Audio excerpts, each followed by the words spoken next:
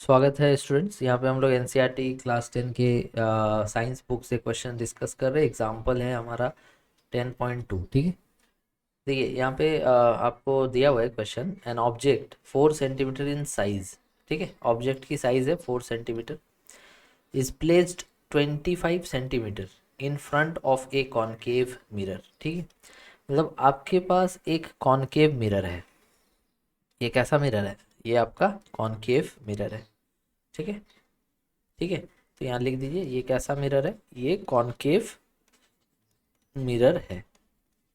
Concave mirror में ये जो होता है आपका, ये क्या कहलाता है? ये आपका होता है प्रिंसिपल एक्सिस। ठीक है, ये प्रिंसिपल एक्सिस हो गया। ओके, और कॉनकेव मिरर में फोकस किस तरफ होता है? सामने होता है, क्योंकि स्फेयर कैसा बनेगा? स्फेरिकल शेप अगर बनाया जाए तो ऐसा शेप बनेगा। दैट मीन्स कि इसका सेंटर ऑफ कर्वेचर भी इस तरफ होगा, फोकस भी इसी तरफ होगा। ठीक है, ठीक है, अगर ये कॉन्वेक्स मिरर रहता तो थोड़ा सा केस अलग हो जाता है यहाँ पे। ठीक है, तो इस केस में बोल रहे हैं कि एक ऑब्जेक्ट है जिसकी हाइट है 4 सेंटीमीटर और उसको हमने 25 सेंटीमीटर पे रखा है।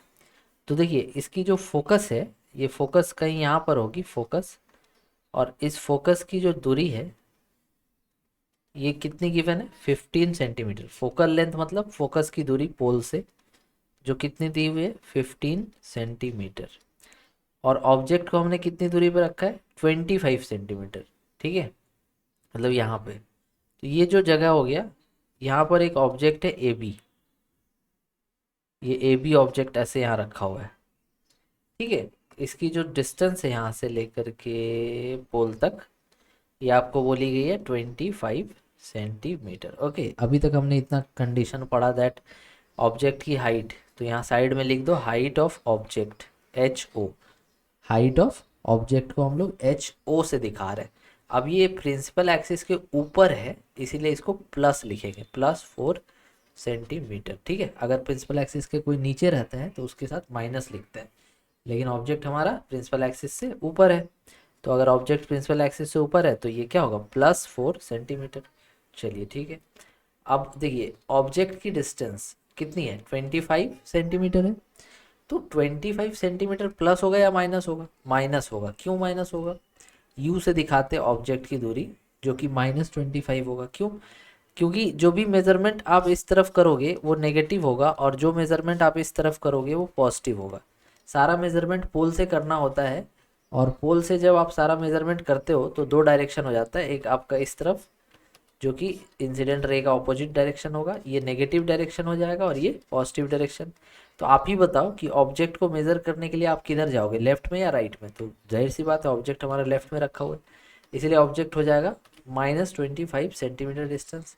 सेम उसी तरह से फोकस की दूरी कितनी होगी? प्लस या माइनस? ये भी तो आपका फोकस भी तो इस तरफ है ना? तो इसीलिए इसको भी -15 सेंटीमीटर लिखेंगे हम लोग। ठीक है, इतना डेटा अभी तक हमारा हो गया।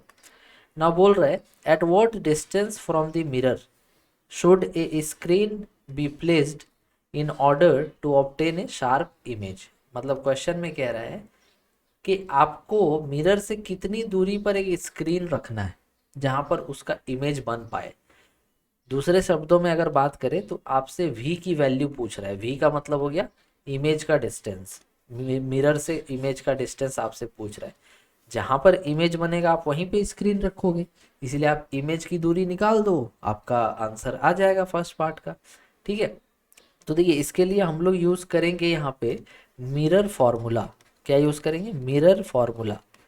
ठीक है, मिरर फॉर्मूला। देखिए मिरर फॉर्मूला जो होता है वो होता है 1/v + 1/u = 1/f। ठीक है, तो 1/v, v हमें नहीं पता है, u की वैल्यू कितनी है? -25, और f की वैल्यू कितनी है? -15। अब आप यहाँ पे 1/v को रहने दो और इसको उस तरफ ले जाओ, सो 1/-15, और ये उधर जाएगा तो +25 हो जाएगा, सो +1/25। अब यहाँ एलसीएम ले लो आप, तो 25 और 15, एलसीएम लेते 25, 15, सो 5 × 5, 5 × 3, 75। तो एलसीएम हमने लिया 75, 15 इंटू 5 होगा 75, सो यहाँ हो जाएगा 5 प्लस 25 इंटू 3, तो ये फाइनली आपको 1/v इक्वल टू कितना आया, 1/v इक्वल्स टू कितना आया, -2/75। दैट मीन्स v निकालना है तो रेसिप्रोकल कर देंगे, सो v इक्वल टू हो जाएगा -75/2। That means v equal to हो जाएगा 37.5। ठीक है, 75/2 करोगे ना तो आपका कितना हो जाएगा 37.5, सो -37.5 सेंटीमीटर। अब देखो माइनस आया है, इसका ये मतलब हुआ इस तरफ होगा इमेज, है ना, कितने दूरी पे, तो -37.5 सेंटीमीटर पे इमेज हमारा बनेगा यहाँ पर, 25 से भी आगे। तो ये जो डिस्टेंस होगा यहाँ से मिरर से, ये होगा 37.5 सेंटीमीटर। यहाँ पर हमें स्क्रीन को रखना पड़ेगा। ओके, समझ गया आप। अब सेकेंड पार्ट में बोल रहे हैं that find the nature and size of the image, मतलब जो इमेज हमारा बनेगा उसका नेचर कैसा होगा और साइज क्या होगा। ठीक है, देखिए आपको यहाँ पर क्वेश्चन में हाइट ऑफ ऑब्जेक्ट गिवन है, तो एक फॉर्मूला होता है जिसको मैग्निफिकेशन का फॉर्मूला कहते हैं। ठीक है, ये भी थ्योरी में पढ़ाया गया होगा आपको। तो मैग्निफिकेशन का जो फॉर्मूला होता है वो बोलता है दैट के height of image divided by height of object, ये इक्वल होता है -v/u के। ये मिरर के केस में ही वैलिड है, लेंस में नहीं। तो ये फॉर्मूला हम लोग यहाँ पे लगाएंगे, लेंस में +v/u होता है। हमें हाइट ऑफ इमेज चाहिए, so height of image is equal to -v/u into height of object, cross multiply कर दिया। So height of image equals to minus of v कितना आया है -37.5, u कितना था, u आपको पता है कितना था -25, इंटू हाइट ऑफ ऑब्जेक्ट क्या था +4 सेंटीमीटर। तो ये आपका जब हम लोग 37.5 को 4 से मल्टीप्लाई कर दो, सो 37.5 इंटू 4 कर दो 150 आएगा, और फिर उसको डिवाइड कर दो 25 से तो 6 आएगा, और ये माइनस माइनस कट जाएगा और बाहर माइनस था पहले से, सो -6 सेंटीमीटर।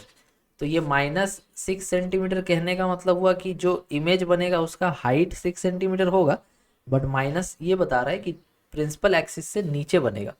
मतलब इमेज हमारा कुछ ऐसे बनेगा, 6 सेंटीमीटर तो हाइट होगा, ऑब्जेक्ट का हाइट था 4 सेंटीमीटर और इमेज 6 सेंटीमीटर हाइट होगा, लेकिन उल्टा बनेगा क्योंकि माइनस का मतलब प्रिंसिपल एक्सिस से नीचे, तो -6 आया था इसीलिए प्रिंसिपल एक्सिस से नीचे।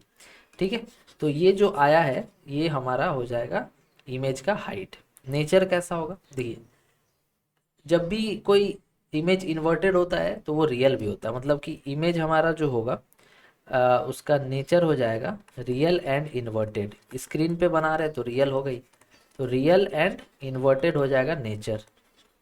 और साइज हमने बता दिया, साइज कितना होगा इमेज का 6 सेंटीमीटर।